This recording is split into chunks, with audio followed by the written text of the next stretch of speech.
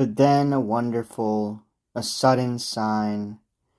Within the wood, along the green shore, lay a white sow, just as white as her white litter.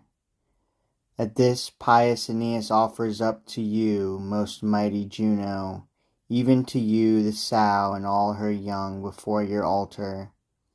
And all night long the Tiber soothed his swollen waters, and stayed his silent waves, smoothing his flood, until it seemed a gentle pool or peaceful marsh, where oarsmen need not struggle.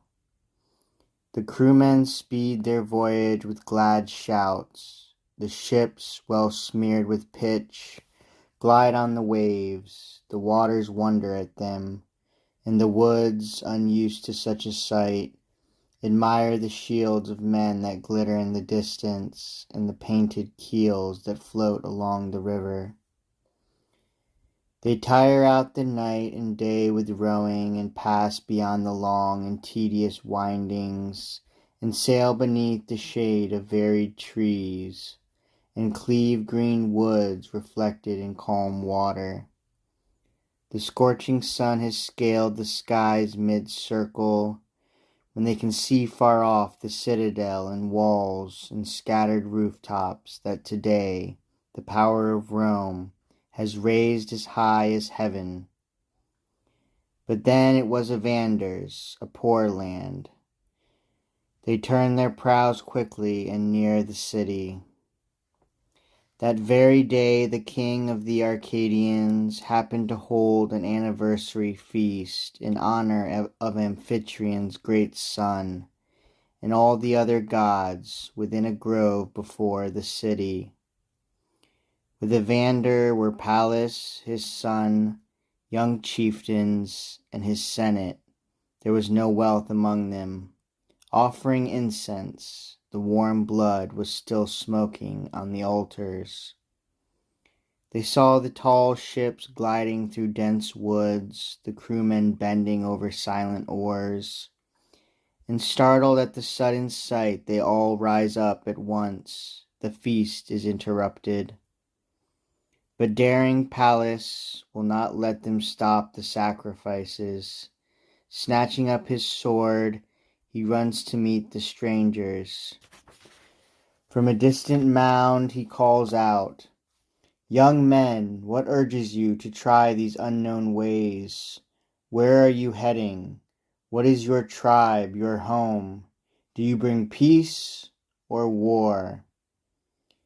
And then from his tall galley Father Aeneas answers.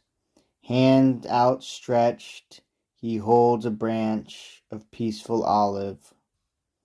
"Those you see are sons of Troy. Our weapons hate the Latins. They have made us fugitives by war and outrage. The king whom we are seeking is Evander. Bring him my message. Say that chosen Dardan captains have come, asking for friendly arms." A name so great as Troy's amazes Pallas. "Whoever you may be," he cries, "come out and speak before my father face to face, and as our guest approach our household gods." Then Pallas took Aeneas by the hand and held it fast in welcome. And advancing, they leave the river, entering the grove. And then with friendly words Aeneas turns to King Evander. "You, the best of Greeks, to whom my fortune wills that I appeal, and offer branches crowned with garlands. I was not afraid because you were a Danaan chieftain and an Arcadian, linked by blood to the two sons of Atreus. My own worth, the sacred oracles of gods, your fame that now is known throughout the earth, and our related ancestors join me to you, and I obey my fate with willingness. For Dardanus sailed to the Teucrians to be the founder and father of Ilium, and he, the Greeks relate, was born out of Electra the Atlantean. Mighty Atlas, he who sustains the spheres of heaven on his shoulders, was the father of Electra. Your father is Mercury, to whom lovely Maia gave birth upon Selene's icy summit. But Maia, if we trust what we are told, is also Atlas's daughter, that same Atlas who props the stars. Then both our races branch out of one blood.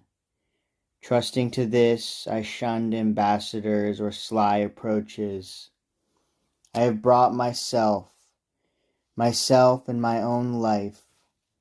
I come a suppliant before your doors.